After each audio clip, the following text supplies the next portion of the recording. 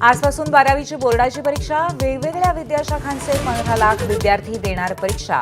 प्रशासनासमोर कॉपीमुक्त परीक्षेचं आव्हान.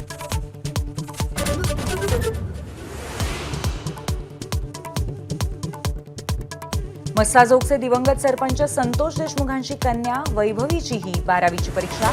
वडिलांच्या हत्येचं दुःख बाजूला सारून परीक्षेसाठी सज्ज.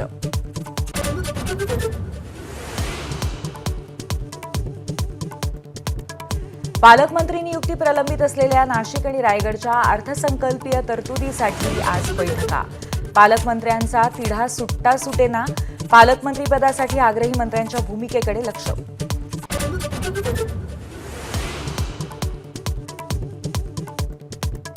राज्य मंत्रिमंडळाची आज बैठक. स्थगिती देण्यात येणाऱ्या योजना आणि लाडकी बहीण योजनेबद्दल चर्चा होण्याची शक्यता.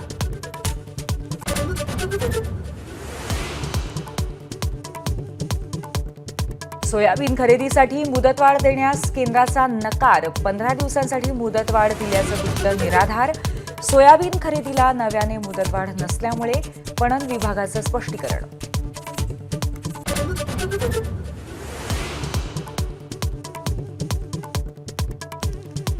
कापूस बॅग घोटाळ्याचे पहिले तक्रारदार पुरुषोत्तम हिरुडकर एबीपी माझावर. शेतकऱ्यांची लूट थांबवण्यासाठी केला पाठपुरावा. 1250ची बॅग 600 रुपयात पुरवल्याचा उत्पादक हिरुडकरांचा दावा.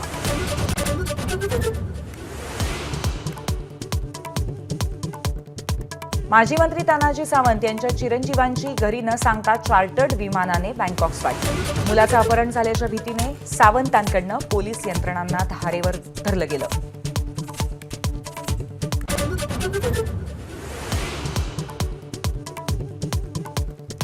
दिल्लीत उपमुख्यमंत्री एकनाथ शिंदे यांचा महादजी शिंदे राष्ट्रगौरव पुरस्काराने सन्मान.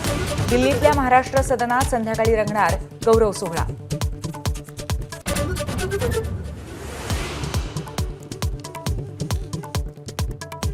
दिल्ली निवडणुकीमध्ये काँग्रेसच्या कामगिरीवरनं भाजप खासदार अनुराग ठाकूर यांचा राहुल गांधींना सभागृहात टोमणा. 12 लाख रुपयांपर्यंतचं उत्पन्न करमुक्त हे सांगताना दाखवलं शून्याचं पोस्टर.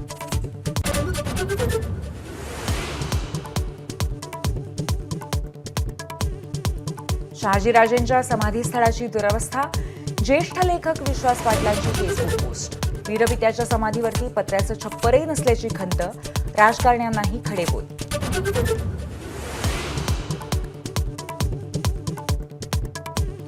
ज्येष्ठ साहित्यिक रारम बोराडे यांचं संभाजीनगरमध्ये वृद्धापकाळाने निधन.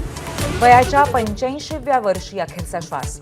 अलीकडे जाहीर झाला होता महाराष्ट्र सरकारचा जीवन गौरव पुरस्कार. एबीपी माझा, उघडा डोळे बघा नीट.